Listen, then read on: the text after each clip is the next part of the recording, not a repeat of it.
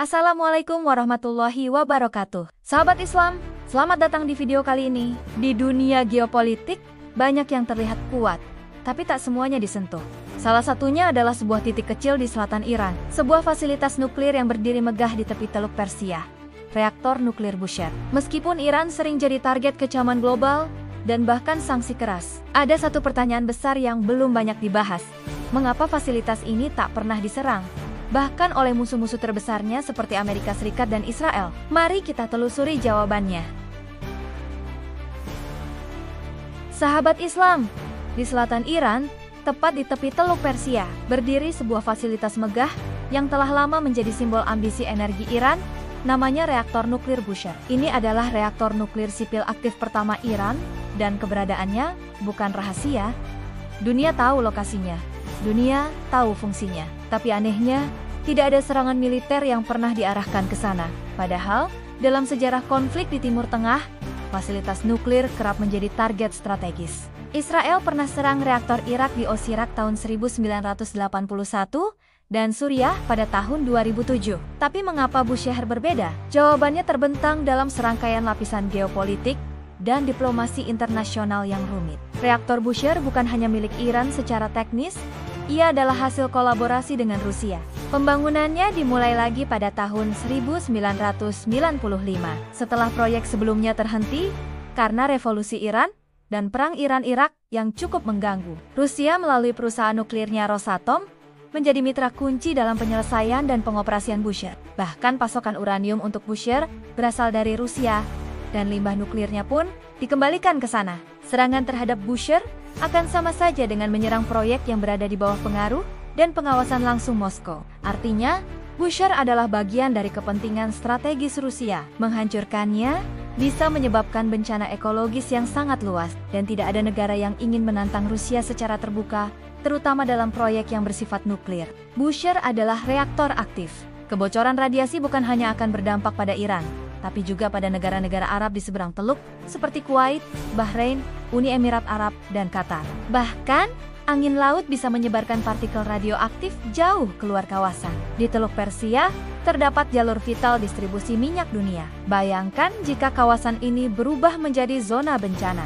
Krisis energi global bisa terjadi dalam hitungan minggu. Serangan terhadap Bushehr sama saja dengan membuka pintu pada bencana yang tak dapat dikendalikan.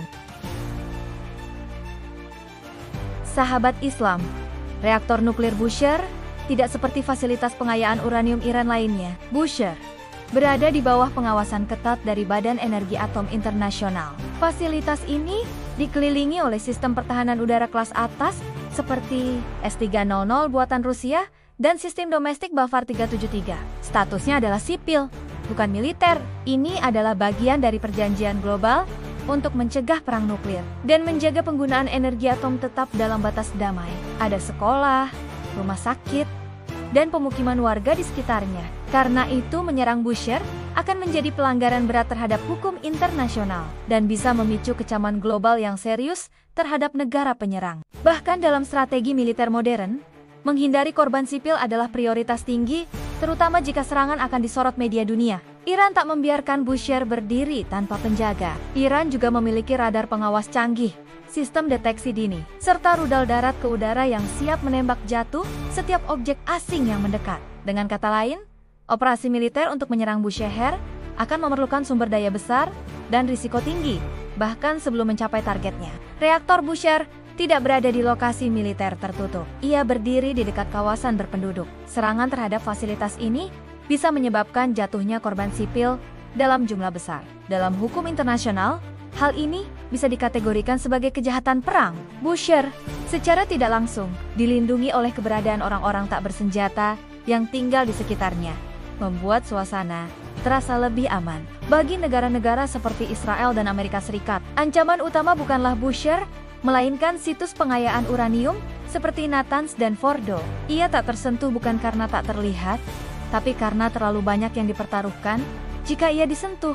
Kedua situs itu bersifat militer dan terletak di lokasi tersembunyi, bahkan di bawah tanah. Disitulah mereka percaya pengayaan uranium tingkat tinggi dilakukan, yang bisa digunakan untuk membuat senjata nuklir.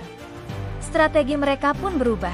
Alih-alih serangan fisik, Digunakan serangan siber seperti virus Stuxnet yang pernah melumpuhkan fasilitas Natanz tanpa menimbulkan ledakan.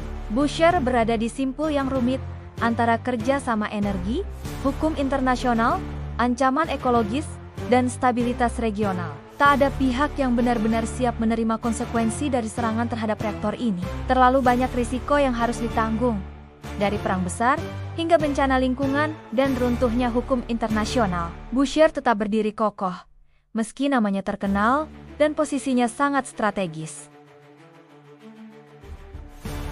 Sahabat Islam, Bushehr adalah simbol dari betapa kompleksnya dunia saat ini. Di satu sisi, ia adalah lambang kemajuan teknologi. Di sisi lain, ia adalah simbol kekuatan besar Rusia, hukum internasional, lingkungan hidup, dan strategi militer global. Mungkin itulah alasan kenapa Bushehr terus berdiri kokoh.